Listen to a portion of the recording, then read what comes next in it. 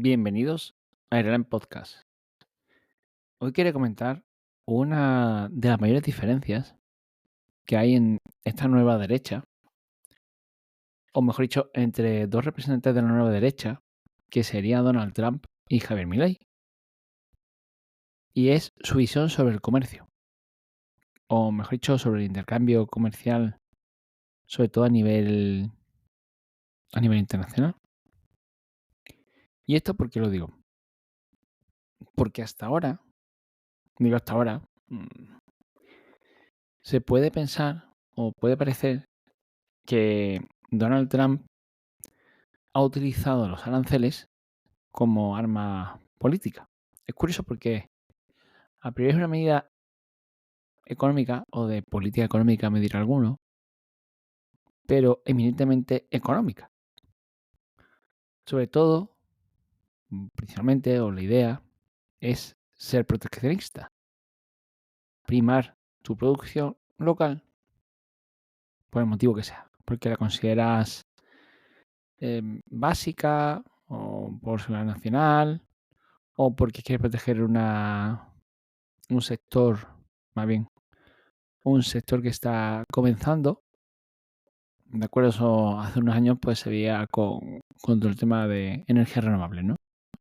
Bueno, pues ponemos aranceles al producto de fuera para que nuestra industria de paneles solares o de generadores o de aerogeneradores, ¿no? De turbinas de estas y de hélice y tal, pues, pues sea nacional y no sea China, por ejemplo. Hasta ahí lo que nos dice la teoría. De hecho, claro, obviamente los aranceles, si buscáis en la literatura, es que en internet hay muchos vídeos, incluso últimamente en YouTube, hablando del tema, porque, bueno, Trump la ha puesto de moda. Y, y entonces, repito, hasta ahí bueno, un poco lo normal. Sin embargo, Trump, pues, ha hecho algo muy curioso, y es, repito, amenazar con poner aranceles. Es decir, no los pone, o parece, ¿no? Que no los pone por convencimiento, porque cree que tiene que proteger su industria. Por lo menos a priori, repito. Amenaza a México, luego lo suspendió o lo aplazó un mes, con Canadá igual. Tal. Entonces, va amenazando con aranceles para conseguir a priori mejores condiciones comerciales, precisamente para Estados Unidos y para quien quiera, ¿no? Es decir, como táctica de negociación, que es verdad que Trump tiene una forma de negociar bastante peculiar y bueno, pues ya sabemos que va de forma maximalista, dando, o sea, primero te amenazo con darte un bombazo y luego, como ven tener mi intención, pues vamos bajando el tono, pero empezamos fuerte y luego ya llegamos a un acuerdo. Sin embargo, los aranceles que ha puesto la Unión Europea, e incluso Canadá, pero bueno, sobre todo la Unión Europea, son de carácter a priori, repito, económico. Es decir, porque él asume que Europa les roba. ¿No? Esto parece Cataluña, España ens roba, pues aquí Europa les roba. ¿Les roba como? Pues no lo sé. La verdad es que no entiendo. O sea, no entiendo el tema, porque si pones aranceles, lo que quieres es que no te exportemos, pero que exportamos nosotros a Estados Unidos. Pero sí, te exportamos ropa, coches, comida, exportamos muchas cosas. Pero es un poco raro el tema de cómo es su visión, ¿no? De hecho, dice que la Unión Europea fue creada para, en fin, para oponerse a Estados Unidos. Bueno, en parte sí, me refiero. Claramente la Unión Europea hace de contrapeso a nivel mundial en muchos temas. De contrapeso no porque vaya en contra, sino porque, bueno, son dos bloques más o menos parecidos. Aunque uno sea una unión, un solo país, un Estado federal, y el otro, bueno, pues parece que estamos en proceso de ello. o algo parecido, pero una organización de estados-nación, ¿no? Independientes. Es decir, cada uno con su casuística y demás. Pero sí que actuamos en cierto modo económico y en ciertos temas políticos, perdón, como un bloque, o sea, como una unidad política. Entonces, bueno, pues esa es la idea, ¿no? La visión que tiene Trump del tema, que considera, repito, el comercio como algo a priori negativo, ¿no? Si yo importo, mm, malo, porque entonces no lo hago en casa, pero, en fin, esto tendría muchas derivadas de, bueno, realmente ver qué produces en casa, qué importas, por qué no importas, meterse en balanzas comerciales. De hecho, tengo pendiente, creo que no sé si lo tengo ahí pendiente o no, pero un vídeo de Daniel Fernández, el economista, no sé si hay algún más, pero bueno, Daniel Fernández, que como es bastante común, pues porque, en fin, para que no os confundáis. Hablando sobre el tema de balanzas comerciales.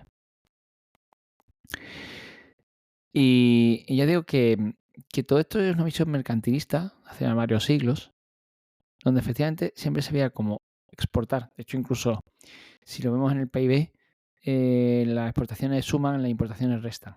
Pues asume que es valor que sale del país cuando importas, ¿no? Sale dinero. Y cuando exportas, pues entra dinero. Es verdad que sí, a ver, obviamente, claro que entra o sale dinero porque lo que hace es que los cambias por mercancías, ¿no? O por bienes y servicios, en fin. Entonces, yo digo que es una visión que tiene Trump y de ahí los aranceles. Sin embargo, Javier Milei no tiene esa visión. Él entiende de forma correcta, creo yo, cómo funciona el intercambio comercial, ya digo, a nivel internacional. Pero esto es curioso porque, claro, igual que a nivel internacional, Trump lo ve de esa manera, podríamos decir que por qué no lo ve así dentro de Estados Unidos, ¿no? ¿Por qué no hay un arancel, no sé, de petróleo de Ohio, que no sé, a lo mejor Ohio tiene mucho, pero no, de Carolina del Norte a Texas, porque Texas seguro que exporta petróleo, entendedme, ¿no? Dentro de la Unión seguro que manda petróleo, eso, a Carolina o a, es decir, Wisconsin, no, a Virginia, o a New Hampshire, o yo qué sé, a Michigan, yo qué sé, ¿no? No sé, y además también estoy hablando, creo que he confundido ciudades y estados, pero bueno, me perdonáis, ¿vale? Creo que Michigan creo que es una ciudad, ¿no? Y Carolina del Norte no. Y Virginia tampoco, sabéis que son estados. Y New Hampshire sé que también es un estado. Pero bueno, entendéis por dónde van los tiros. Entonces, repito, miréis si lo ve de forma correcta, entiendo yo. Porque, ¿qué ocurre? Cuando hay un intercambio comercial, a priori, muy importante esto, a priori es mutuamente beneficioso. Es decir, si aplicamos la teoría de juegos, hay juegos que se llaman de suma cero y juegos de no suma cero. Dice, claramente, si hay de un tipo, pues hay del contrario. Y ya está, y los clasificamos en dos. ¿Pero qué significan juegos de suma cero y juegos de suma no cero? Juegos de suma cero son la mayoría de los juegos los que nos vienen a la cabeza. Desde el parchís, el ajedrez, cualquiera de ellos, ¿no? O sea, cualquier juego a priori. ¿Por qué? Porque eso significa que cuando uno gana, el otro pierde. Si tú ganas algo, yo te como una pieza de ajedrez, tú pierdes una pieza de ajedrez. Es un juego de suma cero. Esto sin meterme en teoría de juego, hay en fin, hay tesis doctorales y hay toda una rama de la matemática de teoría de juego, o sea, esto es mucho más complejo, pero simplemente por simplificarlo, ¿vale? Tenemos, repito, juegos de suma cero, donde si uno gana es porque el otro pierde, ¿de acuerdo? Entonces ya está, todo queda en, entre comillas, cero, ¿vale? Sumas rectas y en cantidades iguales. Juegos de suma no cero son aquellos en los que dos se benefician. Podríamos decir que son juegos, lo que llamaría cooperativos, ¿de acuerdo? Y hay que tener en cuenta que el comercio y la economía en general y el mercado, siempre que sean libres y con reglas, en fin, claras, etcétera, etcétera, etcétera, o sea, siempre que sea un libre mercado voluntario, siempre es un juego cooperativo, ¿de acuerdo? No, o sea, cuando dicen competitivo, vale, claro que competencia. Tú compites para conseguir ciertos recursos, ya sean financieros, ya sean de bienes físicos, ya sea de mano de obra, ya sea de muchos temas. Pero en global, en general, es un juego cooperativo en el que si todo va bien, ¿vale? Si todo es correcto, te puedes equivocar, claro que hay recesión y hay mala inversión y hay errores y hay, está claro. Pero a priori, en general, en el largo plazo, es, repito, cooperativo. Entonces, cuando dos personas o dos empresas o dos agentes económicos intercambian algo, a priori es mutuamente beneficioso. Es decir, tú siempre vas a dar, repito, si es un acuerdo libre, voluntario, se cumplen las condiciones, no es o me lo das o te lo quito. Y ahora diré un intercambio que no sería de esa manera. Tú me vas a dar algo y yo te voy a dar otra cosa y siempre vamos a considerar que lo que recibo es más de lo que doy. Eso es lo que hace que sea mutuamente beneficioso. Es decir, cuando yo voy a la panadería o cuando yo voy, siempre se dice lo mismo, ¿no? O cuando he pagado un servicio o cuando, ¿de acuerdo? Lo que sea, yo sé, pago Netflix, repito, voy a la panadería o voy a Mercadona, aunque nos pueda a veces parecer, ¿no? Siempre digamos, bueno, pues esto es que es muy caro esto. Aunque digamos eso, siempre lo hacemos porque a priori suponemos que el servicio, el pan, la comida, yo qué sé, el arreglo del mecánico, siempre tiene que ser más, ¿de acuerdo? Que lo que recibimos. O sea, perdón, que lo que damos, que el dinero que damos en este caso. ¿De acuerdo? Esto sería mucho más, o sea, esto es más sencillo en la sociedad actual porque tenemos dinero, tenemos unidades de cuenta, ¿vale? Con la moneda, con euros. En el trueque a priori sería parecido, lo que pasa, bueno, sí es mucho más subjetivo, digámoslo así, ¿vale? Pero partiendo de esa base, los aranceles no tienen sentido. Porque estás penalizando. Me has fijado una cosa, los aranceles, curiosamente, aunque el efecto lo pueda sufrir a medio plazo el que exporta, a priori el que más sufre a corto plazo es el que importa. O sea, los aranceles lo que hace es que una economía, tú puedes decir, bueno, esfuerzo que se diversifique, ya, pero se diversifique a la fuerza. Y posiblemente tú importes bienes que en principio son de menor valor añadido y tú le aportas valor, a que tú tengas que generar esos bienes de menor valor, ¿de acuerdo? Y lo exportes al resto del mundo o te lo quede. Entonces realmente estamos doblemente generando un empobrecimiento de la economía. Primero, porque si lo compro fuera, es el que compra, es el consumidor, el que en principio sube ese arancel más directamente.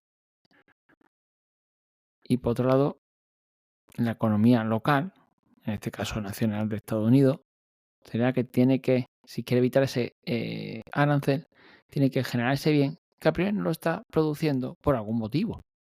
Pues porque no le sale a cuenta producir ese bien o porque está generando otro, está produciendo otro de mayor valor añadido. ¿De acuerdo? En principio, yo entiendo que esto es una cosa muy, muy simple lo que estoy diciendo, pero bueno, por intentar un poco marcar los puntos. Y, en fin, yo reconozco que en el tema de los aranceles no estoy de acuerdo con Trump. Puedo estar de acuerdo en otro, puedo estar de acuerdo o puedo valorar positivamente todo ese anti-woke, anti-woke, no por anti-woke, sino por plantarle cara a toda esa batalla cultural, ¿no? Bueno, bien, vale, o por no seguir la forma, o por no ser un político al uso. Bueno, bien, vale. Levantamos el puño ahí, Make America Great Again, pero bueno, en fin, no, tampoco quería simplemente hablar de este punto del mercado, de los intercambios y de esta una de los puntos de diferencia entre Milley y Trump, que parece que todo el mundo en el mismo saco los dos y, bueno, sí, puedes decir que es una nueva corriente de derecha, pero no es necesariamente homogénea, como ocurre muchas veces en la derecha, que solemos tener muchas derechas. Suele ser bastante más homogénea la izquierda, en todo lo que cabe, que la derecha. Pero bueno, en fin, aunque también en la izquierda hay muchas corrientes, normalmente suelen ser fracticidas, les gusta meterse entre ellas, de forma política, entendedme, no real. Bueno, y hasta aquí yo creo que ya he hecho un buen comentario. Hasta aquí el episodio. Nos vemos en el siguiente. Adiós.